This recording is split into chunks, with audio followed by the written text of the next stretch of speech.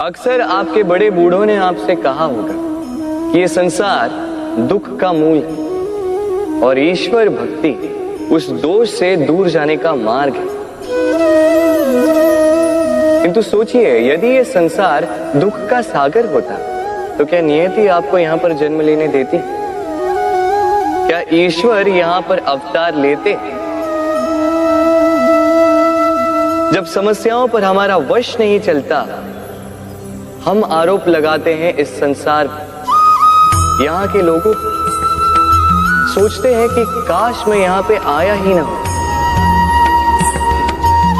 एक किसान बंजर धरती पर जाता है और अपने परिश्रम से उसे लहलहाते खेत में परिवर्तित करता है। एक दर्जी जिसके पास एक सामान्य सा वस्त्र आता है, अपने परिश्रम से उसे एक सुंदर वेश में परिवर्तित कर देता है। आप भी परिश्रम कीजिए।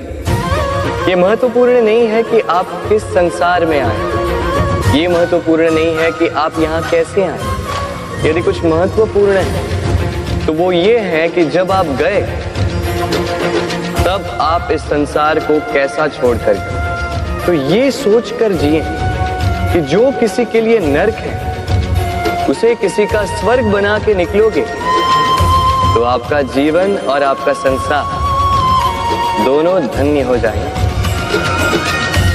राधे राधे। मनुष्य का जीवन है तो इसमें संकट भी आएंगे, विपदाएं भी आएंगी, समस्याएं भी आएंगी। कभी कभी ऐसा समय आता है जब हमें हमारे अपनों से सहायता मांगनी पड़ती है। हम सहायता मांगते हैं, वो सहायता करते भी हैं, संकट से हमें बाहर निकालते भी हैं। किंतु जब ये समय बदल जाता है, सुख का समय जब हमारे जीवन में आता है, तो हम में एक अहंकार सा जाग जाता है कि किस बात का उपकार। उस व्यक्ति ने सहायता की थी तो क्या हुआ, वो तो अपना दायित्व निभा रहा था। उस व्यक्ति ने तब हमें धन दिया था जब आवश्यकता थी, तो हमने वो धन तो लौटा दिया। उपकार किस बात का? ये विचार अनुचित है। यदि कोई व्यक्ति आपकी तब सहायता करता है जब कोई नहीं कर रहा, जब आपको सबसे अधिक आवश्यकता है, तो वो सहायता अमूल्य है और वो उपकार ही है। यदि कोई उपकार करता है तो मृदुल मन से, प्रेम से आजीवन उसके उपकार के प्रति कृतज्ञ रहें। क्योंकि संसार में सत्य कहूं तो उपकार करने वाले व्यक्ति बहुत ही कम हैं और उपकार का स्मरण रखने वाले कृतज्ञ जन और भी कम। इसलिए जीवन में कृतज्ञ रहिए और मेरे साथ प्रेम। हम सदैव चाहते हैं कि ये संसार हमें ज्ञानी कहे, बुद्धिमान कहे, समझदार कहे, किंतु मूर्ख कभी न कहे। मूर्ख इस शब्द से सभी कतराते, दूर भागते हैं, किंतु एक सत्य से सभी अनजान हैं। मूर्ख बनना बुद्धिमान बनने की ओर पहला कदम होता है। आप बड़े से बड़े दिग्गज ज्ञानी के साथ बैठ जाइए, कितनी भी बातें कर लीजिए, कितना भी ज्ञान बांट लीजिए, अनुभव मूर्ख बनने के पश्चात ही प्राप्त होता है कि नहीं?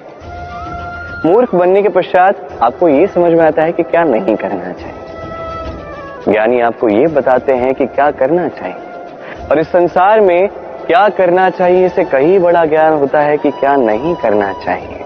इसलिए सदैव स्मरण रखिएगा, आपसे हुई कुछ भूलें आपको कोई मूर्ख बना जाता है, आपके साथ छल कपट करता है, तो कोई बात नहीं, ये अंत में आपको और बुद्धिमान ही बनाएगा। इस समय सकारात्मक रहिए, ये संसार आपको ज्ञान ही अवश्य कहेगा। राधे राधे। मनुष्य कितना विचित्र होता है, सदैव स्वप्न देखता रहता है कि कल मैं ये करूंगा, कल मैं वो आरंभ करूंगा, कल मैं वो संपन्न करूंगा। ये कल जो है ना, ये कल अत्यंत विचित्र है। ये सदैव दिखता है हमें आते हुए, किंतु जैसे ही समीप आता है आज बन जाता है। पुनः एक नया कल दिखता है, हम उसकी प्रतीक्षा करते हैं, वो समीप आता है, आज बन जाता है। ये कल सदैव झूठी सांत्वना देता है कि वो आ रहा है, किंतु वो कभी नहीं आता। जो आपके हाथ में है वो है आज, वर्तमान। तो जो करना है, जो आरंभ करना है, जो संपन्न करना है, आज कीजिए, वर्तमान में कीजिए, क्योंकि आज आप जो करोगे वही आपका भविष्य निर्धारित करेगा। भविष्य के विषय में सोचने से भविष्य सुंदर नहीं होगा, आज कर्म करने से होगा। तो आज वर्तमान में जीवन जिए, कर्म करें और मेरे साथ प्रेम से कहें राधे। कहते हैं जीवन में मेल मिलाप अत्यंत आवश्यक है, संबंधों का आधार भी बनता है, व्यापार भी चलाता है, किंतु सबसे अधिक महत्वपूर्ण है व्यवहार। अब इस विषय में सोचिए, आपके जीवन में कौन आपसे मिलेगा ये निश्चित करता है समय। आप अपने जीवन में किनसे मिलना चाहेंगे ये निश्चित करता है आपका हृदय, और आप जिनसे मिले उनके हृदय में आप कब तक बने रहेंगे ये निश्चित करता है आपका व्यवहार। अपना व्यवहार शुभ रखिए, सब शुभ होगा। राधे राधे। संसार का सबसे बड़ा पाप क्या है? असत्य बोलना, हत्या कर देना, चोरी करना या किसी का अपमान करना। संसार का सबसे बड़ा पाप है किसी निर्बल को सताना, और संसार का सबसे बड़ा दंड भी उस निर्बल के मुख से निकली हाय है। आप देख रहे हैं मैं क्या कर रहा हूं? मैं लौह पिघला रहा हूं, और ये लौह पिघलता है इस चमड़ी की बनी धूनकी से निकली हवा से। तनिक सोचिए, एक मृत पशु की खाल से बनी धूनकी इतने कठोर लोहे को भस्म कर सकती। ठीक उसी प्रकार आप चाहे जितने भी शक्तिशाली क्यों ना हो, यदि आपने किसी निर्दोष, किसी निर्बल को सताया तो उसके मन से निकली हाय और उसका श्राप आपके जीवन को भस्म कर सकता है। व्यक्ति किसी और वस्तु या भाव से परिचित हो ना हो, भय और भविष्य दोनों ही व्यक्ति के मन में सदैव रहते हैं, जिनका अस्तित्व व्यक्ति के अस्तित्व पे भारी रहता है। विचित्र है ना? वह वो है जिसे आप नहीं जानते, जो अनजान है, और इसी कारण आपको भय लगता है कि ना जाने क्या होगा। भविष्य वो है जो अब तक घटा ही नहीं, तो जो घटा ही नहीं उसके विषय में चिंता क्यों? आपके हाथ में है वर्तमान। वर्तमान के कर्म सत्य मन से कीजिए, और सोचिए ये कि अपने कर्मों को और कितनी श्रेष्ठता से किया जा सकता है। इसलिए आप विश्वास कीजिए, यदि वर्तमान के कर्मों को आप सत्य मन से करोगे तो भय स्वयं ही निकल जाएगा, और भविष्य का फल अवश्य ही मीठा होगा। इसलिए भय और भविष्य से डरना छोड़ दीजिए, इस वर्तमान को जी। राधे राधे। मन, मनुष्य, मान, इन तीनों का प्रारंभ मन से ही होता है ना? किंतु आज हम बात करेंगे मान के विषय में। मान वो भाव है जो हमारे मन को संतुष्टि देता है। इस पात्र में भरे जल की भांति, जो जल इस पात्र के होने का कारण इसका अस्तित्व बनाए रखता है। अब मान से बनता है स्वाभिमान और अभिमान, और इन दोनों में बहुत अंतर। जो जल इस पात्र के भीतर समाया है वो है स्वाभिमान, जो हमारे मन का संबल है, सहारा है, तो इस पात्र के भीतर ठंडा रहता है और पीने वाले को भी ठंडक पहुंचाता है।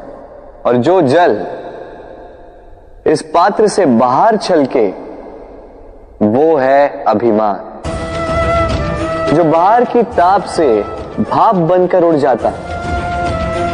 स्मरण रखिएगा, स्वाभिमान आपको बनाए रखता है, आपको शक्ति देता है, और अभिमान आपको नष्ट कर देता है।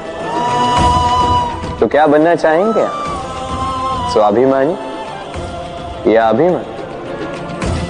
निर्णय आपका है। राधे राधे।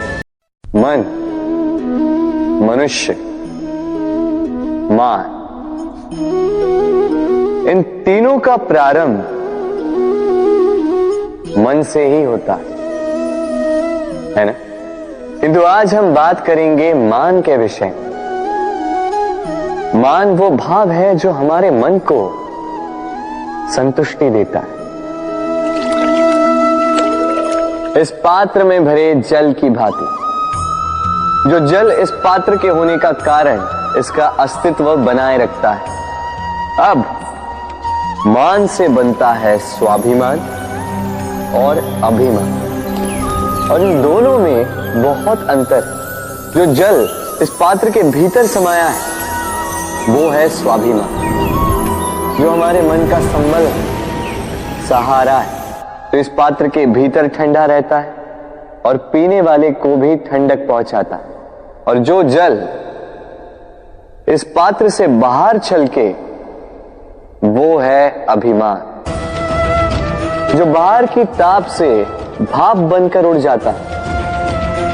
स्मरण रखिएगा, स्वाभिमान आपको बनाए रखता है, आपको शक्ति देता है, और अभिमान आपको नष्ट कर देता है। तो क्या बनना चाहेंगे आप? स्वाभिमानी या अभिमानी? निर्णय आपका है। राधे।